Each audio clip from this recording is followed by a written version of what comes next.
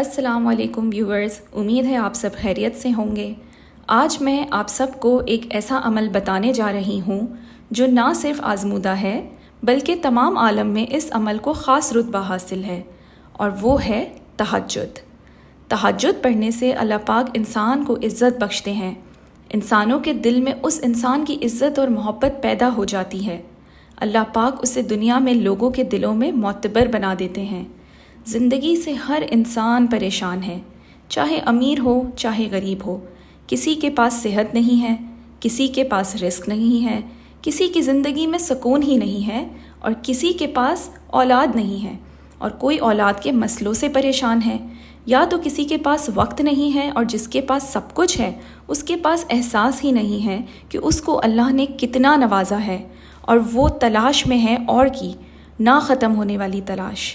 اگر آپ کے دل میں ایمان ہے تو اس بات کے یقین رکھیں کہ سکون صرف اللہ کے قرب میں ہے، اور اللہ کا قرب حاصل کرنے کے لیے سب سے بڑا ذریعہ جو ہمیں ایک بڑی نعمت کی صورت میں ملا ہے وہ تہجد ہے۔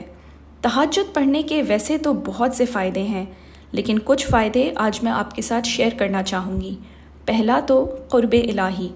تہجد رات کے اس وقت پڑھی جانے والی نماز ہے جس میں آپ اللہ کے قریب ہوتے ہیں اور اپنی بندگی کو مضبوطی سے انجام دیتے ہیں۔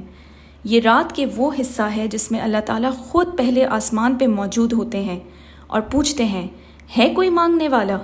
سجدے میں انسان اللہ کے سب سے قریب ہوتا ہے، تو سوچئے کہ تہجد کے سجدے میں انسان اللہ کے کتنا قریب ہوتا ہوگا، جبکہ اللہ خود پہلے آسمان پہ تشریف لاتے ہیں۔ دعاؤں کی قبولیت دوسرا فائدہ ہے، یعنی رات کے اس وقت دعاؤں کی قبولیت کا وقت ہوتا ہے۔ آپ اپنی دل کی گہرائیوں سے دعا کر سکتے ہیں اور اللہ سے اپنی مقصدوں کی تکمیل کے لیے مدد طلب کر سکتے ہیں۔ وہ تو بے نیاز ہے، سب کچھ اس کی ایک کن کا منتظر ہے۔ تہجد اللہ کی لاڈلی عبادت ہے۔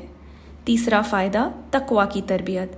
تہجد پڑھنے سے انسان اپنے نفس کو کنٹرول کرتا ہے اور اسے تقویٰ کی تربیت کا موقع ملتا ہے۔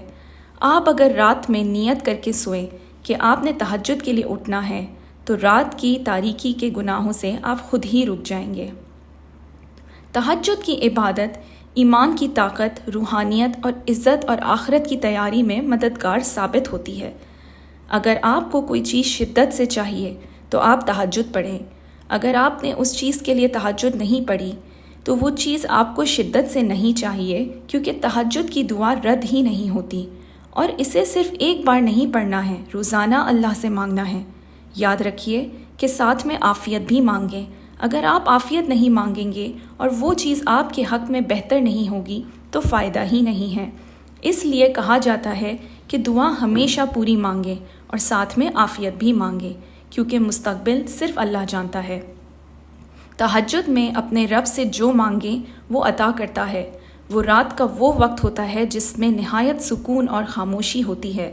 قرب الہی کے لیے اس سے بہتر وقت کیا ہو سکتا ہے؟ اس وقت میں شکرانے کا ایک سجدہ بھی ضرور کریے۔ ہم اللہ کو جتنا شکر ادا کریں گے اتنا ہی وہ ہمیں نوازے گا۔ وہ تو مسبب الاسباب ہے، اس کے لیے آخر کیا مشکل ہے؟ کچھ بھی نہیں۔ حضرت محمد صلی اللہ علیہ وآلہ وسلم نے فرمایا، فرض نمازوں کے بعد سب سے بہترین نماز رات کی ہے، یعنی کہ تہجد۔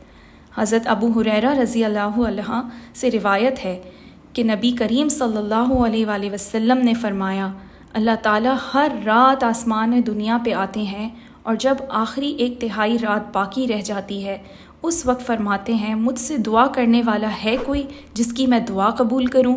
کوئی ہے مانگنے والا مجھ سے، میں اسے دوں؟ کوئی ہے بخشش طلب کرنے والا تو میں اسے بخش دوں؟ اگر آج میری بات اور تہجد کی محبت آپ کے دل میں اتری ہو تو میرے چینل کو لائک اور سبسکرائب ضرور کیجیے، اور اپنے فرینڈز اور فیملی میں بھی ضرور شیئر کریں۔ اچھی بات آگے پہنچانا بھی صدقہ ہے۔ جزاک اللہ۔